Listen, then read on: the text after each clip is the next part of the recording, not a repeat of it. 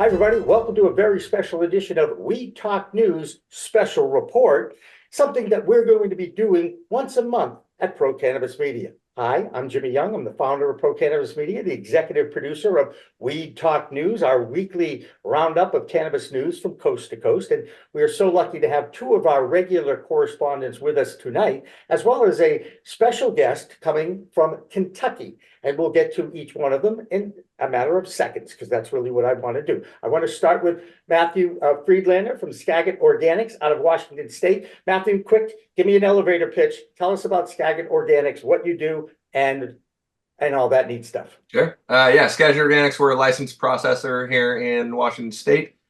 So we make and package products to sell to the retail stores, the retail cannabis stores here in Washington. We are the leading provider of DOH compliant cannabis, Department of Health compliant medical grade cannabis here in Washington.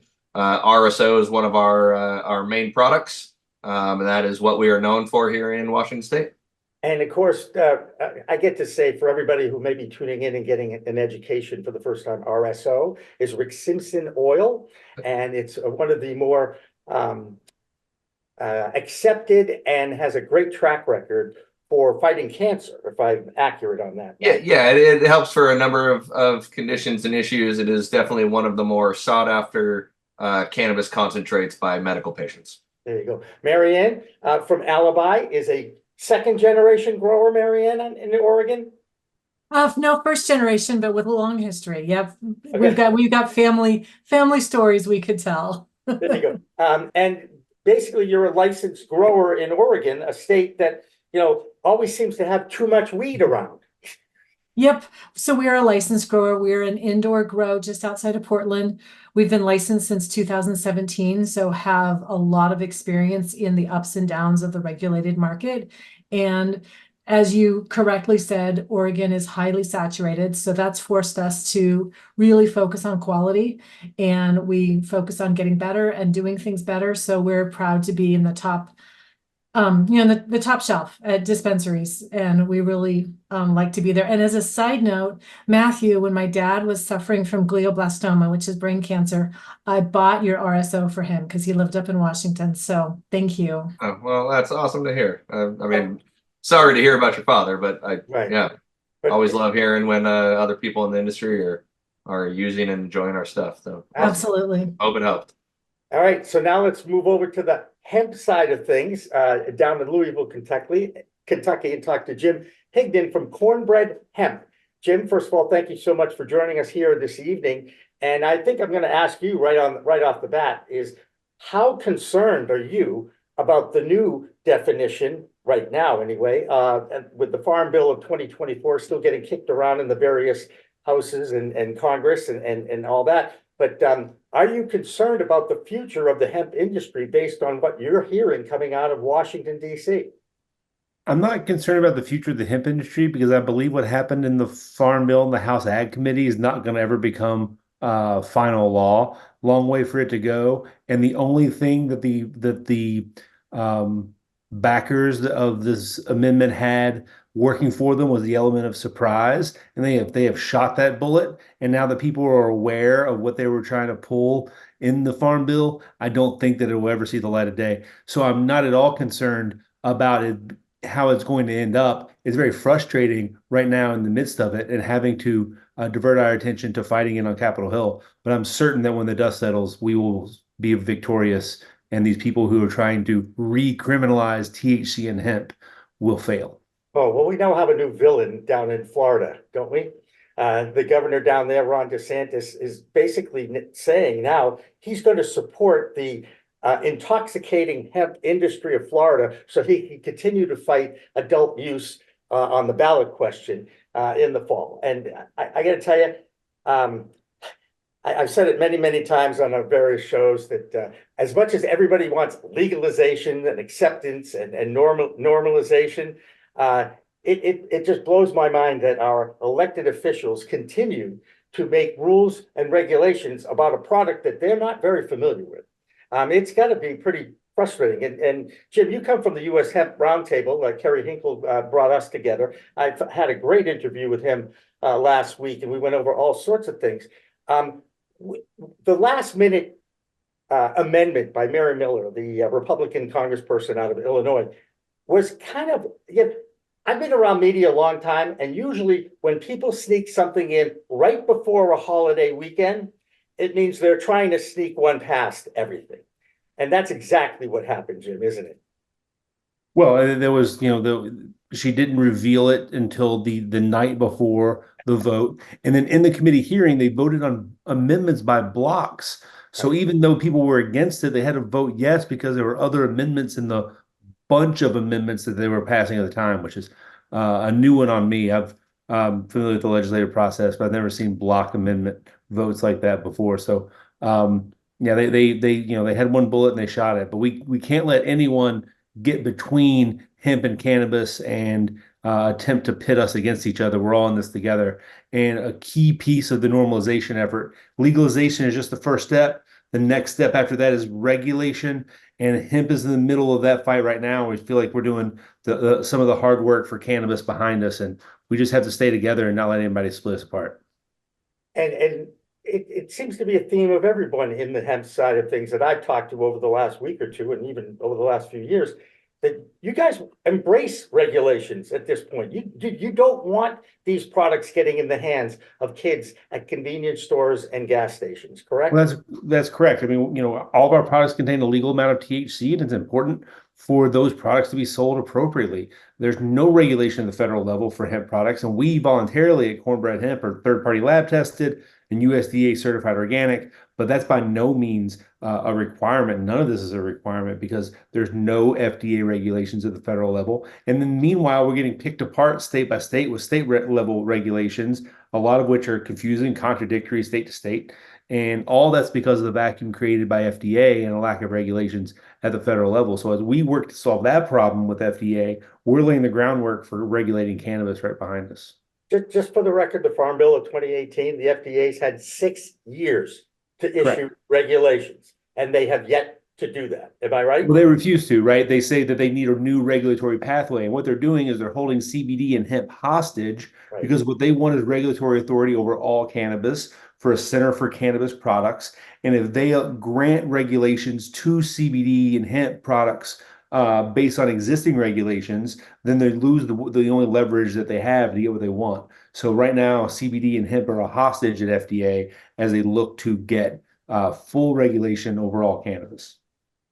Marianne, as someone who's not on the hemp side, but on the THC cannabis side, the organic side, if you will, what's your feeling about regulations and how our government has been handling the rollout of this industry over the last 4 or 5 years? Well, I think it's important to keep in mind the whole purpose of normalization. We started the conversation with don't we wish it were normalized, and don't we wish for what, all these things that we wish for. And in my mind, the 3 things that legalization was supposed to do is, number 1, prevent access to minors. And I think that we have successfully done that for the regulated cannabis side of things.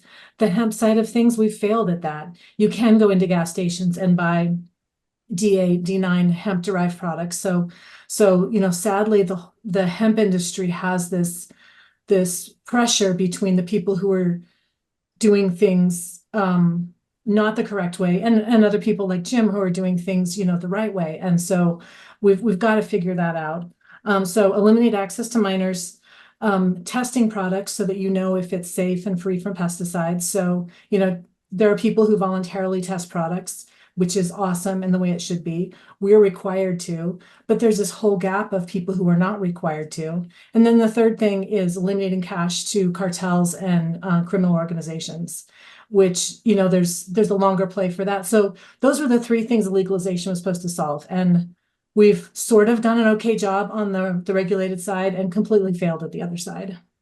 Absolutely, big time failure. Matthew, what's your view of the regulatory world of the industry that you're in? I know that you work in a state group, the Cannabis Alliance, I'm pretty sure, and you guys are always looking to advance the cause in Washington State, correct?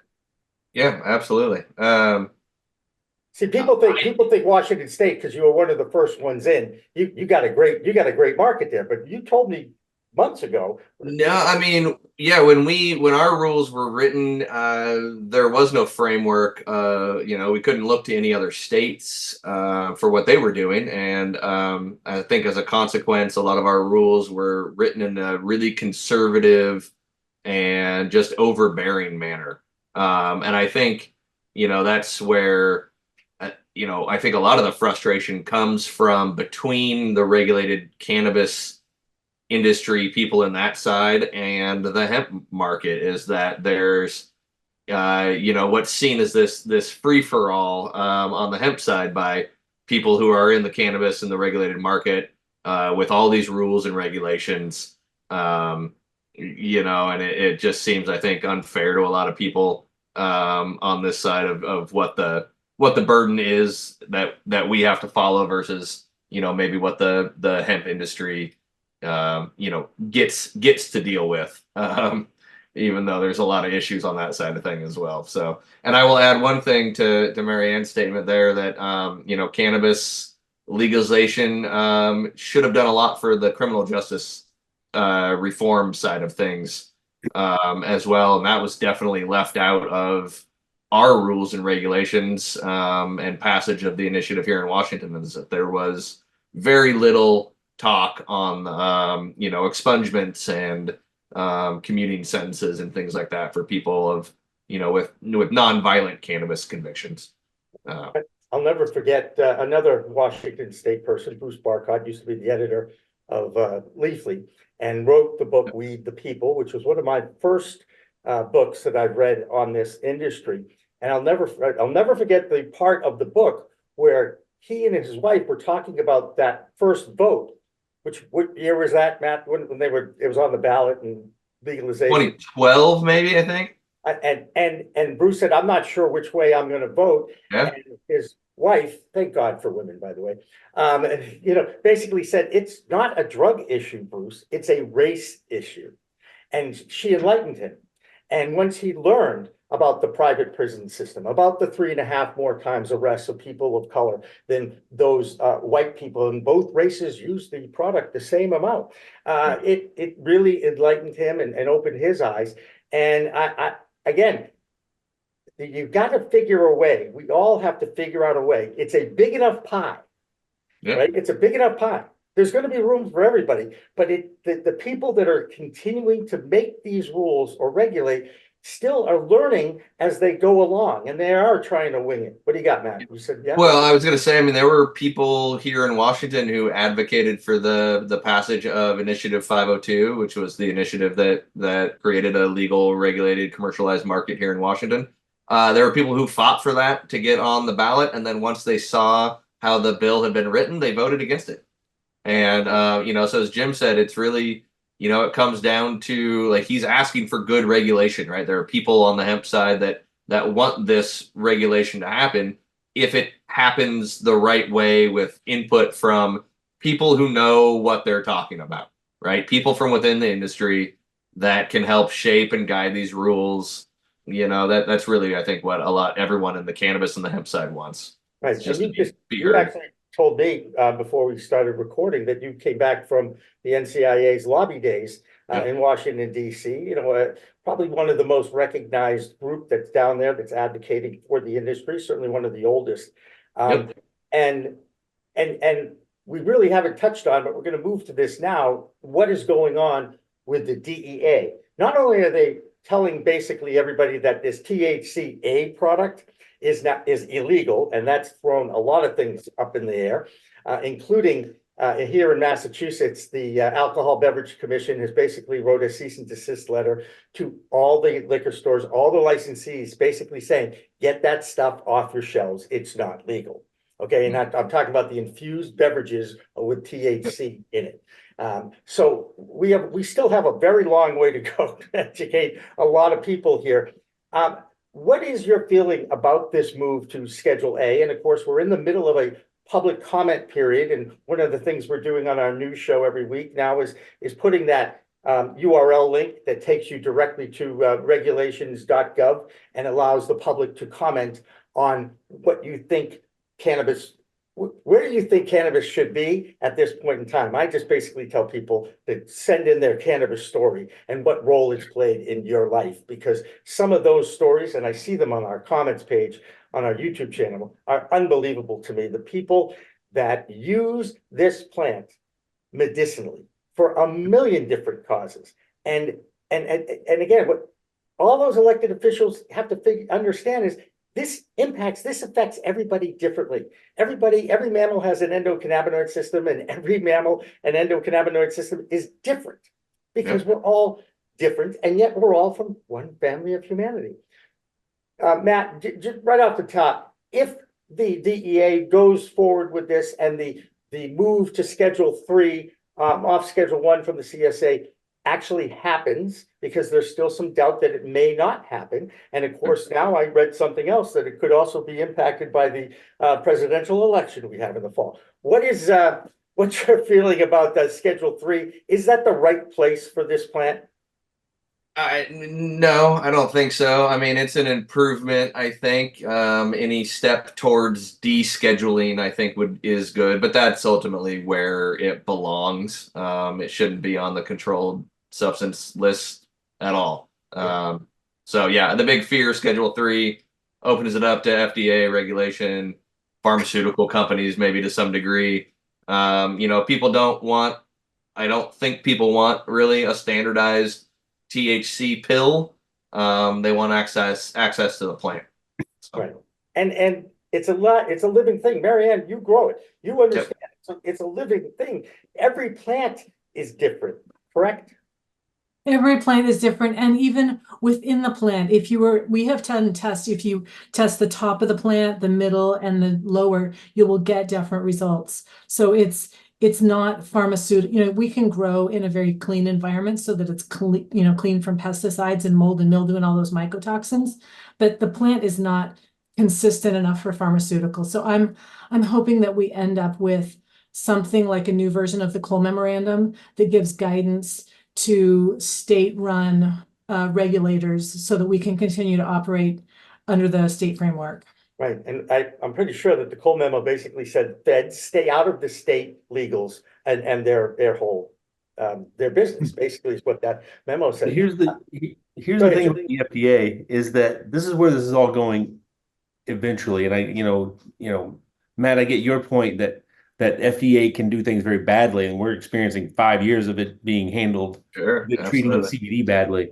But inevitably, there's got to be a federal regulator once on the other side of legalization. Someone's going to regulate it, and it's either going to be FDA or something like the TTB that regulates alcohol. But wherever it lands, we need to be able to see past the legalization argument to start envisioning what a federal regulation scheme looks like. Because if we're not envisioning it from our side, it will be put upon us by tobacco companies, liquor companies, pharmaceutical companies, and not with input from us. Yeah, absolutely. And everyone on this interview set, if you will, agrees that regulations are important. Regulations are important. But would you be willing to accept a cannabis regulatory board at the federal level? And in other words, forget the FDA, or let the different alphabets, the ABC, the USAG, and the FDA all working together. Please, it's such a mess in Washington, D.C. It's exposing our government for how ridiculous it can be. And again, I go back to what the Chuck Schumer's bill in the Senate is talking about, the CAOA bill. It does have in there a regulatory body for the cannabis plant, and that I believe would include hemp. Matt, you're shaking. Yes, is that? I mean, surprisingly enough, I think the States' Rights Act by I think it was put forth by Nancy Mace is probably one of the better formed cannabis proposals out there, because it very simply just tells the federal government, I think, to leave it to the state markets. Right. And let the states. Really what the feeling of that was the Cole memo. That was in place for a long time. Anyway, Marianne, what's your feeling about one regulatory board for the entire plant? Well, I would love to have deeper conversations about this than what we have time for now, because the challenges that I see are packaging there's so many different rules. You can't have the same packaging from state to state. You don't have the same testing requirements. So at this point, every state is just like a little mini organization that you have to do. So you have to replicate that across states, and it's very capital intensive and it's very expensive. So if there were some way to harmonize rules so that companies could operate more efficiency, I would love that. And I don't know how you do that without having some sort of federal oversight. But the libertarian in me is so nervous about more government intervention. I cringe at that thought. And what are the unintended consequences of that? So so that's the struggle I have myself. I can totally relate to all of those things. Jim, what's your feeling about a single regulatory board? I mean, it's gonna happen. It's gotta happen. So we should envision a good one and not get a bad one. We need to fight for good regulations so they don't get stuck with this stuff like this in the Farm Bill. Like if we're not actively pursuing good regulation, we're gonna have bad regulation put upon us. Yeah. And I don't think anybody in the industry wants bad regulations. We've had enough bad regulations over the last 80 years with this plant, and it's touched so many people positively. And there's so much anecdotal evidence that's overwhelming. And now science and research is starting to actually back up all those anecdotal. I mean, that's the most exciting thing about Schedule 3 is the potential for research to come out of that. I do. And I'd like, that's one of another exciting thing is the potential for interstate commerce, right? Like we might be able to move it around. Hey, Jim, hang on a second. We're going to end it on this. There is interstate commerce. It's just not flour. Think about this. And Matt, I know you can have a recipe with the same strain, with the same terpenes, with the same mixes and matches, and replicate that in a manufacturing facility from state to state. It happens now. Well, where do you think how do the edibles get from California over to the East Coast?